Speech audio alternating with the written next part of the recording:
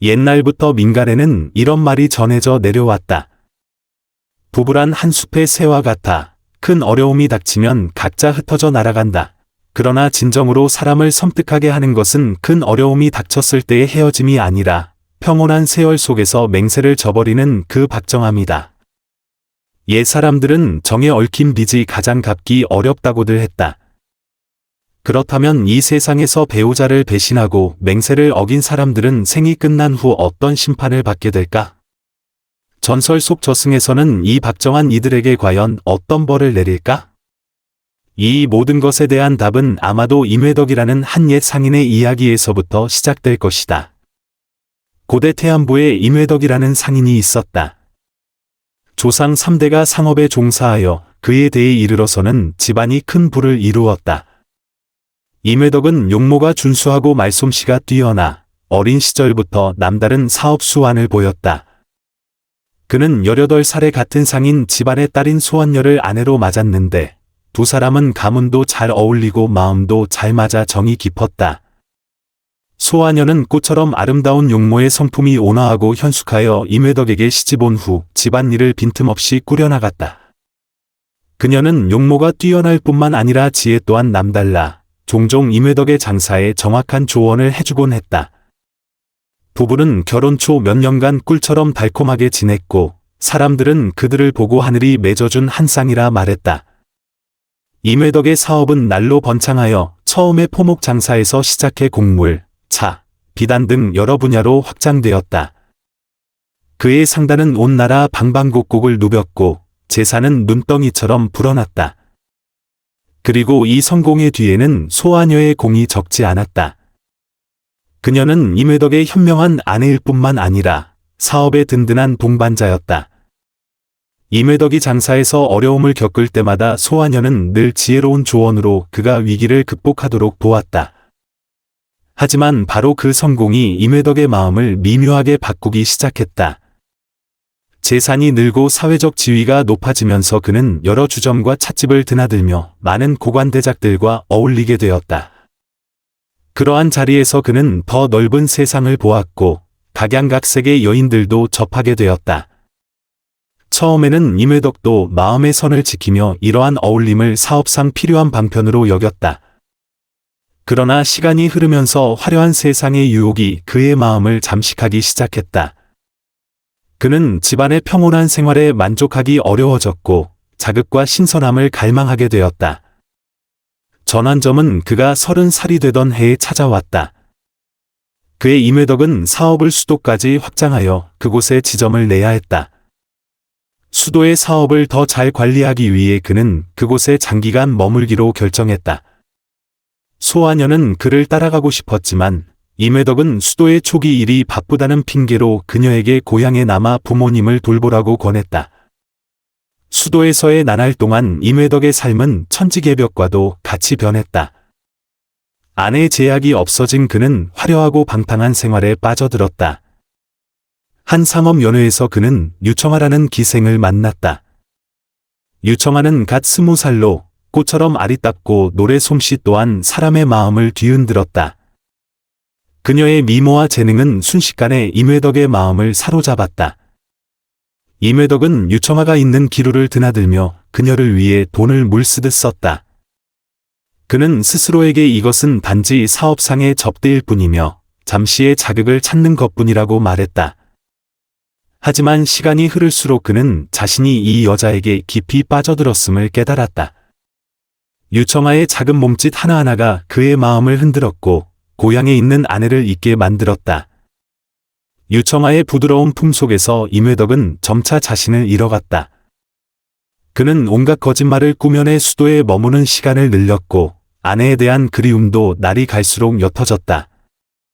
소아녀가 편지로 그리움을 전할 때마다 그는 건성으로 답하며 마음은 온통 유청아에게 빼앗겨 있었다. 소아녀는 총명한 여인이었기에 금세 남편의 변화를 알아차렸다. 임회덕의 편지는 점점 줄어들고 내용도 차가워졌으며 심지어 집으로 보내는 돈마저 줄기 시작했다. 그녀는 마음속으로 불길한 예감을 느꼈지만 전통적인 여인으로서 인내와 기다림을 택하며 남편이 그릇된 길에서 돌아오기를 바랐다.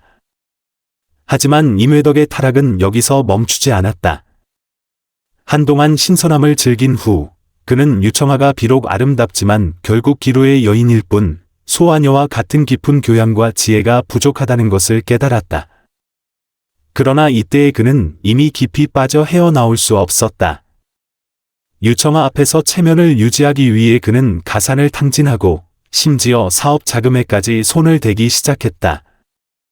더욱 끔찍한 것은 임회덕이 다른 여인들과도 관계를 맺기 시작했다는 점이다.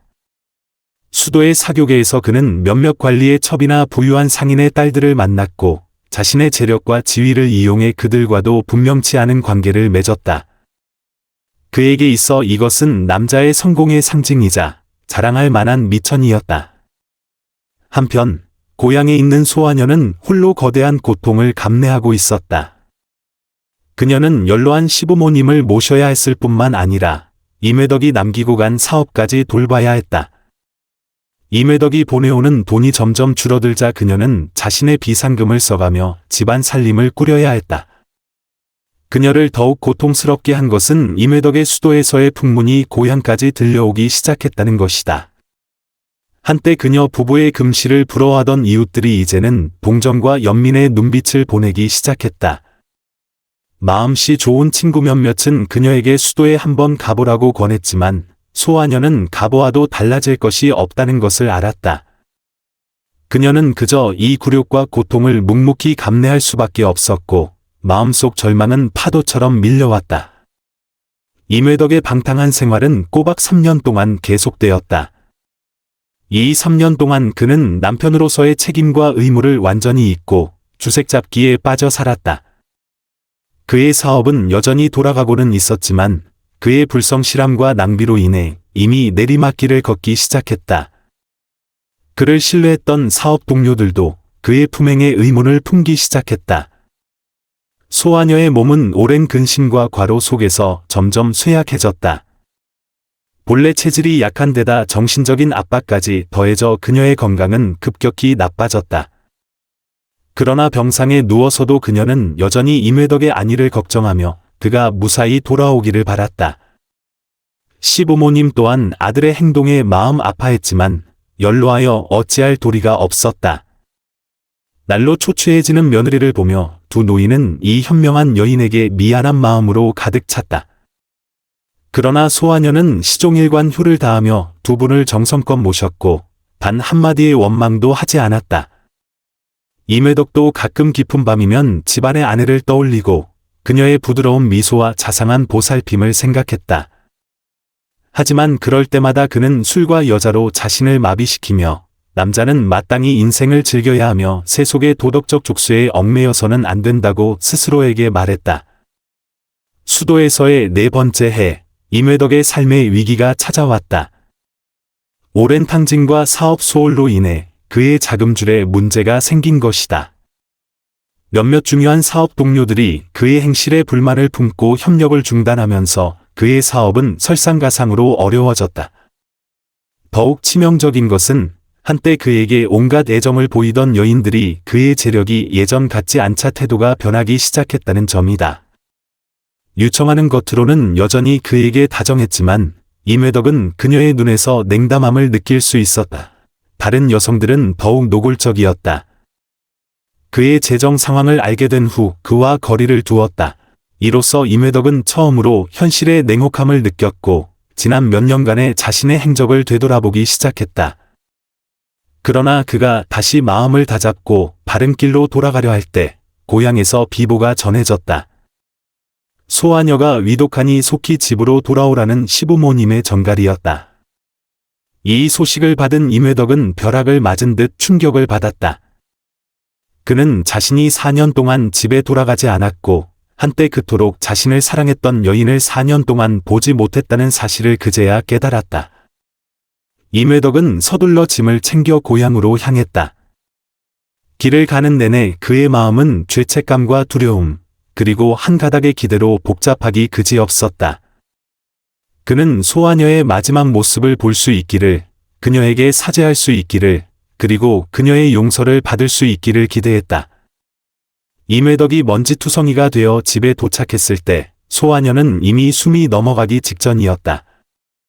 4년의 이별은 그녀를 초췌하게 만들었고 한때 꽃 같았던 얼굴에는 핏기 하나 없었다. 침상 앞에 나타난 임회덕을 보고 그녀의 눈에 한 줄기 빛이 스쳤지만 이내 희미해졌다. 임회덕은 침상 앞에 무릎을 꿇고 소아녀의 차가운 손을 잡으며 비 오듯 눈물을 흘렸다. 그는 무언가 말하고 싶었고 사죄하고 싶었고 되돌리고 싶었지만 소아녀는 이미 그의 말을 들을 기력이 없었다. 그녀는 그저 조용히 그를 바라볼 뿐이었고 그 눈에는 말로 다 할 수 없는 슬픔과 실망이 담겨 있었다. 생의 마지막 순간 소아녀는 온 힘을 다해 나지막이 말했다. 회덕, 저는 이 한평생 원망도 후회도 없습니다.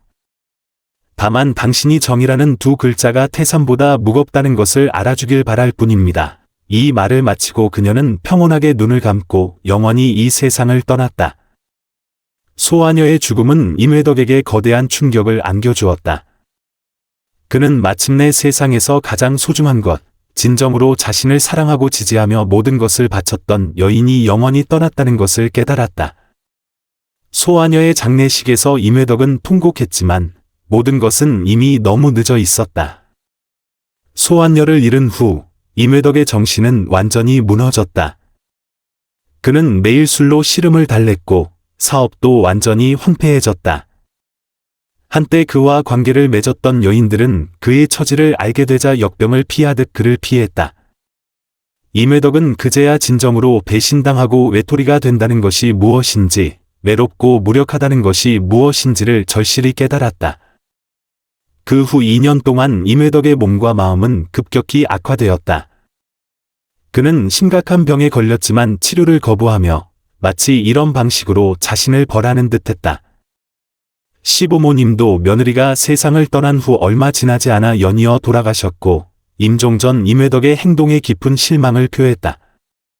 임회덕은 자신이 얼마 남지 않았음을 알고 자신의 한평생 행적을 되돌아보기 시작했다. 그는 소아녀와의 신혼 시절의 달콤함, 그녀가 자신을 위해 바친 모든 것, 그리고 그녀가 임종 전에 남긴 정이라는 두 글자는 태산보다 무겁다는 말을 떠올렸다. 그는 자신의 외도와 배신이 소아녀를 해쳤을 뿐만 아니라 인간 세상의 가장 신성한 감정을 더럽혔다는 것을 깨닫기 시작했다. 생의 마지막 단계에서 임회덕은 자주 꿈에서 소아녀를 보았다. 꿈속의 그녀는 여전히 온화하고 아름다웠지만 눈빛에는 깊은 슬픔이 서려 있었다. 그녀는 임회덕을 나무라지 않고 그저 조용히 그를 바라볼 뿐이었는데 이 무언의 질책이 어떤 말보다도 더 고통스러웠다. 임회덕은 이것이 자신의 마음속 깊은 죄책감이 만들어낸 것이며 양심이 자신에게 내리는 마지막 심판임을 알았다. 민간 전설에 따르면 사람은 임종 전에 자신의 일생을 되돌아보며 저질렀던 잘못들이 영화처럼 뇌리를 스쳐 지나간다고 한다. 임회덕은 임종을 앞두고 소아녀를 배신했던 모든 순간, 그녀가 홀로 고통을 감내했던 모든 밤, 그리고 그녀가 자신을 위해 바쳤던 모든 진심을 뚜렷하게 보았다. 이 장면들은 칼날처럼 그의 마음을 찔렀고 생의 마지막 순간까지 거대한 정신적 고통을 겪게 했다. 옛 사람들은 선과 악은 결국 보답을 받으며 보답이 없다면 아직 때가 이르지 않은 것뿐이라고 했다. 임회덕은 인간 세상에서 법의 제재는 피했지만 그의 내면적 고뇌와 마지막의 외로운 죽음은 이미 하나의 징벌이었다. 그러나 오래된 전설에 따르면 이러한 징벌은 죽음으로 끝나지 않으며 인간 세상에서 배우자를 배신하고 맹세를 어긴 자들은 저승에서 더욱 엄한 심판에 직면하게 된다. 외도한 자가 왜 윤회에 들기 어려운지에 대해서는 고대 문헌에 자세히 기록되어 있다. 전설에 따르면 사람의 혼은 육체를 떠난 후 황천길이라는 길을 지나 마침내 저승에 도착하여 심판을 받는다. 그리고 인간 세상에서 중대한 잘못을 저지른 사람들은 이 과정에서 온갖 장애를 만나 순조롭게 윤회에 들기 어렵다고 한다. 외도한 자가 윤회에 들기 어려운 데에는 주로 몇 가지 이유가 있다. 첫째, 정에 얽힌 빚은 가장 갚기 어려운 빚이다. 옛 사람들은 부부 사이의 감정은 하늘과 땅이 증명하는 신성한 계약이며 이 계약을 배신하면 거대한 업장이 생긴다고 믿었다. 이 업장은 족쇄처럼 외도한 자의 혼을 묶어 그들이 황천길을 쉽게 건너지 못하게 한다. 둘째, 외도한 자의 행동은 원념을 낳는다. 배신당한 쪽, 특히 소원녀처럼 가정을 위해 모든 것을 바쳤지만 보답받지 못한 여인들의 원념은 그림자처럼 외도한 자를 따라다닌다. 이 원념은 악의적인 저주가 아니라 자연스러운 인과응보로서 외도한 자가 윤회에 드는 것을 막는 장애물이 된다. 셋째, 외도한 자는 보통 여러 사람에게 상처를 주어 그 업의 과보가 복잡하다. 임회덕 같은 사람은 아내를 해쳤을 뿐만 아니라 다른 여인들을 속이고 여러 가정의 화목을 깨뜨렸다. 이 복잡한 업의 과보는 저승에서 하나하나 청산해야 하며 그 과정은 길고 고통스럽다. 가장 중요한 것은 외도는 도덕적 품성의 타락을 의미한다는 점이다. 옛 사람들은 사람이 사람인 이유는 도덕적 품성과 책임감을 가졌기 때문이라고 믿었다. 배우자를 배신하고 맹세를 어긴 사람들은 이미 인간으로서의 기본 품성을 잃었으므로 저승에서 계조와 징벌을 받아야만 다시 윤회의 자격을 얻을 수 있다. 임회덕은 임종을 앞두고 어렴풋이 신비한 힘이 자신을 부르는 것을 느꼈다. 그것은 저승으로부터의 부름이었고 그가 곧 직면할 심판이었다. 그는 자신이 곧 미지와 공포로 가득한 길을 떠나 인간 세상에서 저지른 모든 잘못을 마주해야 한다는 것을 알았다. 임회덕의 마지막 숨이 몸을 떠났을 때 그는 자신의 의식이 떠오르며 점차 육체의 속박에서 벗어나는 것을 느꼈다. 주위의 모든 것이 희미해지고 현실 세계의 소리도 점차 멀어졌다. 그 대신 잿빛 풍경과 멀리서 들려오는 연불 소리가 그 자리를 채웠다. 임회덕의 혼은 저승으로의 여정을 시작했다. 이 과정에서 그는 전설 속의 맹파를 만나고 저승의 심판을 받으며 자신의 잘못에 대한 대가를 치르게 될 것이다. 그리고 이 모든 것은 맹파의 그 한마디 꾸짖음에서 시작될 것이었다. 황천길의 끝에는 기억과 윤회를 관장하는 신비로운 여인이 있으니 그녀가 바로 맹파이다. 윤회에 들려는 모든 혼은 반드시 그녀의 심사를 거치고 그녀가 직접 달인 맹파탕을 마셔 전생의 은엄과 애증을 잊어야만 다시 태어날 기회를 얻을 수 있다. 그러나 임회덕의 혼이 비틀거리며 맹파 앞에 다가섰을 때 늘 자비롭던 이 노인은 갑자기 얼음장처럼 차갑게 변했다. 세상의 모든 것을 꿰뚫어보는 그녀의 두 눈에는 분노의 불길이 타올랐고 목소리는 한겨울 섣달처럼 뼛속을 파고들었다. 너처럼 맹세를 저버리고 박정한 자가 어찌 망각의 탕 한 잔으로 다시 태어날 수 있다고 망상하느냐? 맹파의 말에는 의심의 여지 없는 위엄이 가득했다. 너는 아느냐? 인간 세상에서 정에 얽힌 빚을 진 외도한 자들이 나 맹파가 있는 이 저승에서 어떤 벌을 받게 되는지를. 임회덕의 혼은 맹파의 꾸짖음에 벌벌 떨었다. 그는 자신이 곧 직면할 것이 인간 세상의 어떤 고통보다도 1000배는 더 혹독한 심판임을 직감했다. 맹파의 꾸짖음은 천둥처럼 저승에 울려 퍼져 임회덕의 혼이 거의 흩어질 지경이었다. 그는 떨며 고개를 들어 늙었지만 위엄이 넘치는 얼굴을 보았다. 맹파의 눈에는 천년의 지혜와 끝없는 연민이 반짝였지만 그 순간 그 연민 속에는 깊은 분노가 섞여 있었다. 죽음이 내 죄를 씻어줄 수 있다고 생각했느냐? 맹파의 목소리는 서리처럼 차가웠다. 인간 세상에서 너는 하늘과 땅의 한 맹세를 저버리고 진심으로 너를 사랑한 여인을 상처 입혔으며 신성한 감정을 더럽혔다. 이제 너는 그 대가를 치러야 한다. 임회덕은 변명하려 했지만 목소리가 나오지 않았다. 맹파 앞에서 그는 자신의 모든 것이 꿰뚫어 보이는 듯했고 어떤 거짓말이나 핑계도 무력하게 느껴졌다. 그는 그저 맹파의 말을 조용히 들을 수밖에 없었다. 내가 윤회를 관장한 1000년의 세월 동안 수많은 혼이 내 앞을 지나가는 것을 보았다. 그중 가장 내 마음을 아프게 한 것이 바로 너희 같은 배신자들이었다. 맹파의 목소리에는 깊은 슬픔이 묻어났다. 너희는 인간 세상에서 배우자의 진심을 누리면서도 돌아서서 다른 이의 품에 안겼다. 그런 행위는 너희를 사랑한 사람을 해쳤을 뿐만 아니라 천지간 가장 아름다운 감정에 대한 모독이다. 맹파가 일어서자 그녀의 모습은 저승의 안개 속에서 유난히 커 보였다. 그러므로 저승의 법에 따라 모든 배신자들은 여기서 3가지 벌을 받아야 한다. 오직 이 벌들을 겪고 몸에 밴 업장을 씻어내야만 다시 태어날 기회를 얻을 수 있다. 이 말을 마치고 맹파가 손을 흔들자 주위의 풍경이 변하기 시작했다. 원래 잿빛이던 공간이 갑자기 밝아지며 임회덕은 자신이 거대한 전당 안에 있음을 발견했다. 전당의 벽에는 수많은 수정 거울이 박혀 있었고 각 거울에서는 기이한 빛이 뿜어져 나왔다. 첫 번째 벌의 이름은 경화수월이다. 맹파가 그 거울들을 가리키며 말했다. 너는 이 거울들 속에서 내가 인간 세상에서 저지른 모든 행위, 특히 배신과 기만의 순간들을 보게 될 것이다. 이 영상들은 끊임없이 반복 재생되어 내가 어떻게 한 걸음씩 타락했고 너를 사랑한 사람들을 어떻게 상처 입혔는지 똑똑히 보게 할 것이다. 말이 끝나자마자 거울들이 갑자기 밝아지며 임회덕이 인간 세상에서 저지른 온갖 행위들을 비추기 시작했다. 임회덕은 자신이 처음 유청아를 만났을 때의 탐욕스러운 눈빛, 소환녀를 속이기 위해 거짓말을 꾸며낼 때의 위선적인 얼굴, 그리고 유흥가에서 방탕하게 즐길 때의 추악한 모습을 보았다. 그를 가장 고통스럽게 한 것은 거울 속에 비친 소아녀의 모습이었다. 그는 아내가 자신의 냉담한 편지를 받았을 때의 실망스러운 표정, 깊은 밤 홀로 눈물 흘리던 모습, 그리고 병상에 누워서도 자신의 안위를 걱정하던 깊은 정을 보았다.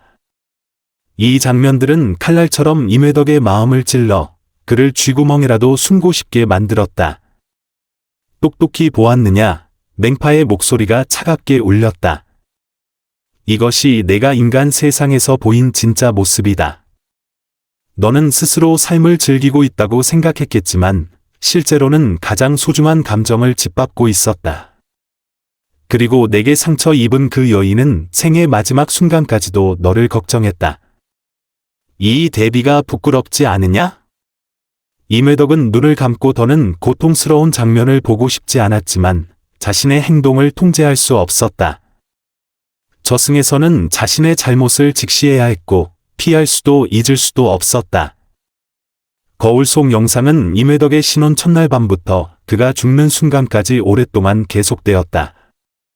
모든 세세한 부분, 심지어 그의 마음속 사악한 생각 하나하나와 도덕이 무너진 모든 순간까지 명확하게 드러났다. 이 전방위적인 전시는 임회덕에게 끝없는 수치심과 고통을 안겨주었다. 첫 번째 벌은 아직 끝나지 않았다. 맹파가 말을 이었다. 내 자신의 행동을 보는 것 외에도 너는 내게 상처 입은 사람들이 당시 느꼈던 고통을 느껴야 한다. 이를 감동신수라 한다. 다른 이의 고통을 진정으로 체험해야만 내 행동이 어떤 상처를 남겼는지 깨달을 수 있을 것이다. 갑자기 임회덕은 극심한 고통이 덮쳐오는 것을 느꼈다. 이 고통은 육체적인 것이 아니라 정신적인 것, 깊이 사랑하는 사람에게 배신당했을 때의 절망과 심장이 부서지는 듯한 아픔이었다.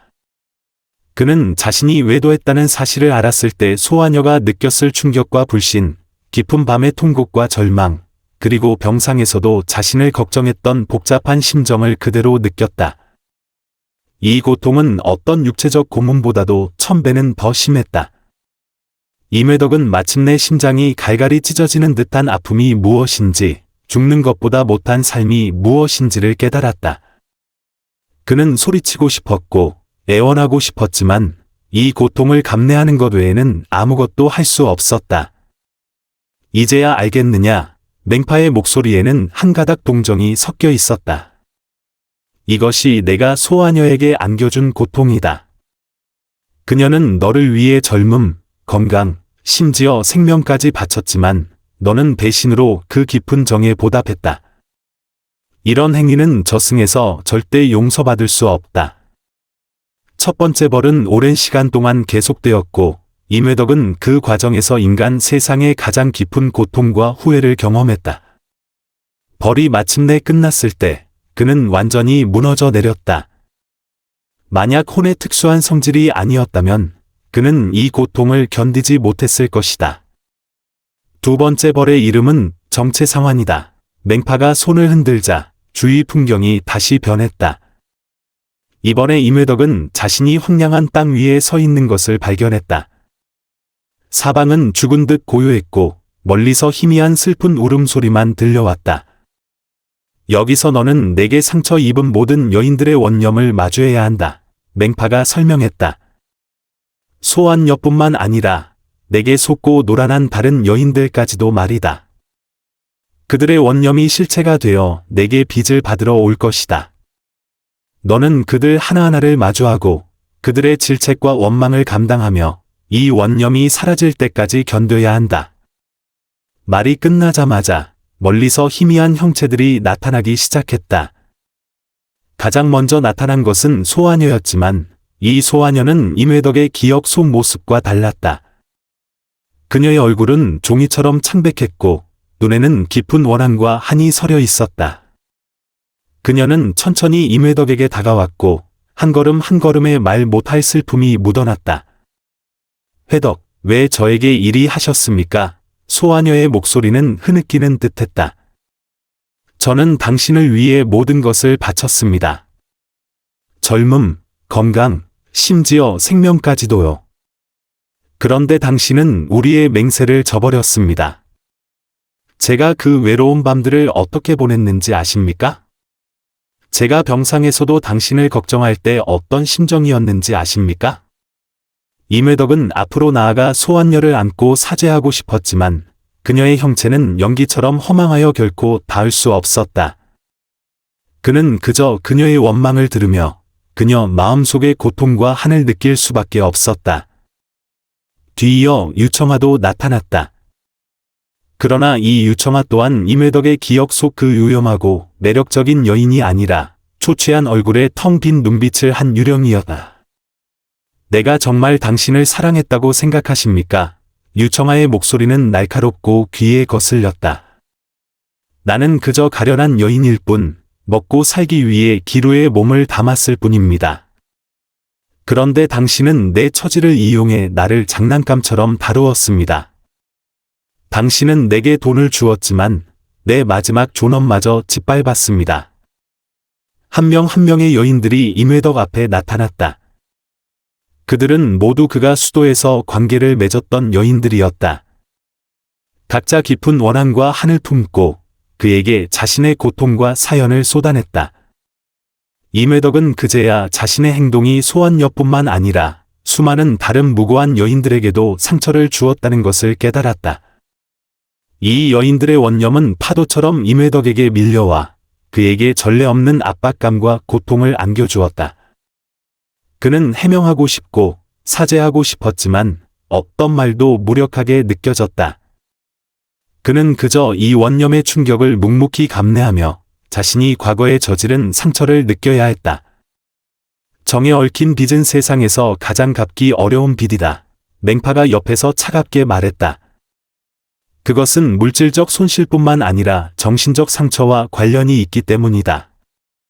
내게 상처 입은 이 여인들의 고통은 원념으로 변해 내 혼에 단단히 얽혀 내가 윤회에 드는 가장 큰 장애물이 될 것이다. 두 번째 벌은 첫 번째보다 훨씬 견디기 힘들었다.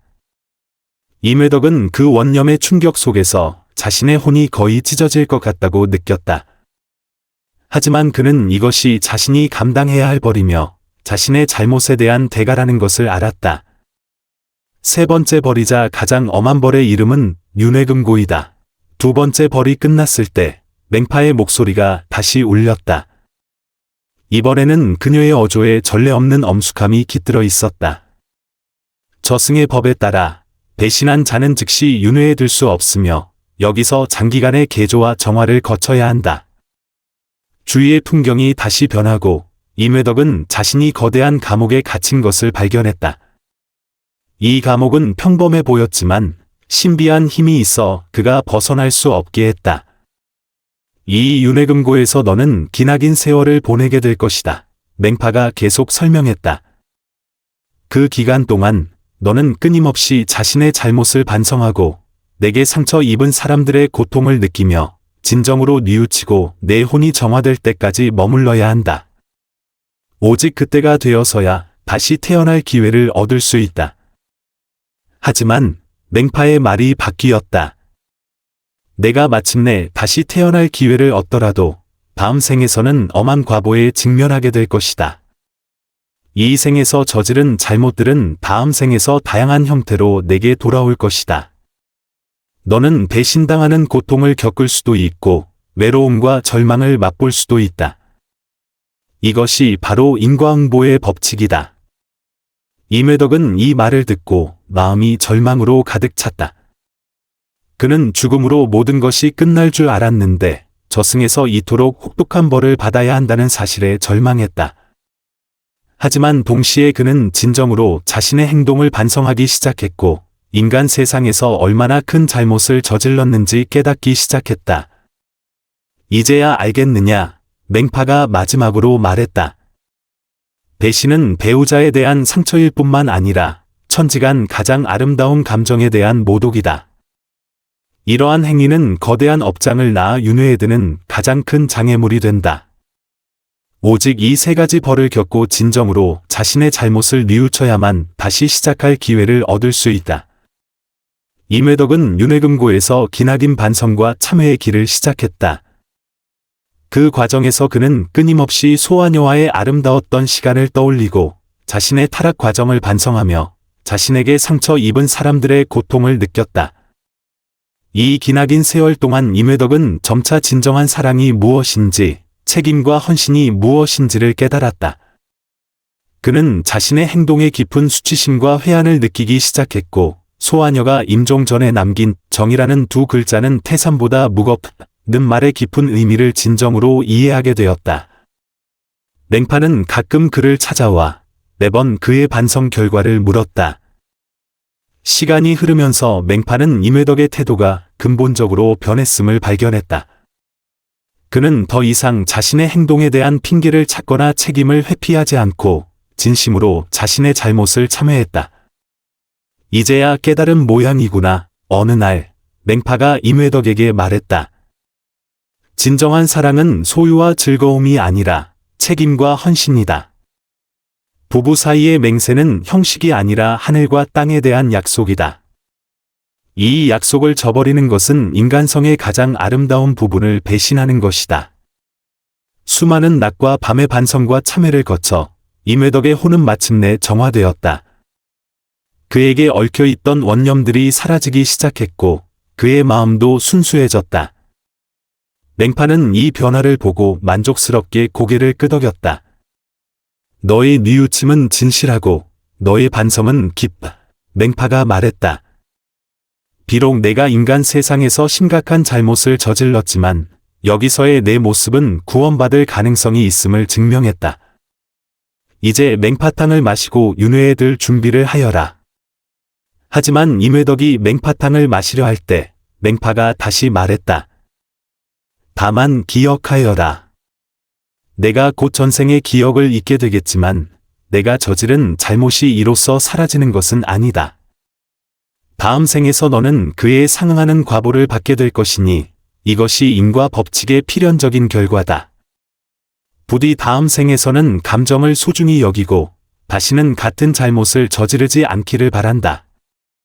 임회덕의 이야기는 우리에게 배신이 현세에서 돌이킬 수 없는 상처를 남길 뿐만 아니라 저승에서도 엄한 벌을 받게 된다는 것을 알려준다. 거울 속 영상과 같은 반성, 정에 얽힌 빚을 갚는 고통, 그리고 윤회의 감옥에서의 기나긴 세월은 모두 배신자의 영혼을 깊이 개조하는 과정이다. 진정한 사랑에는 신의와 책임이 필요하며 부부간의 맹세는 하늘과 땅에 대한 신성한 약속이므로 결코 쉽게 저버려서는 안 된다. 옛 사람은 말했다. 한 번의 약속은 천금의 무게를 지니고 정의는 산과 같다. 오직 눈앞의 사람을 소중히 여기고 진실한 감정을 지켜야만 인생길을 당당하게 걷고 생의 마지막에 마음에 부끄러움이 없을 것이다. 세상 모든 이들이 임회덕의 비극에서 교훈을 얻어 곁에 있는 사람을 아끼고 진정한 사랑을 지켜 사랑의 빛이 인생의 모든 구석을 비추기를 바란다.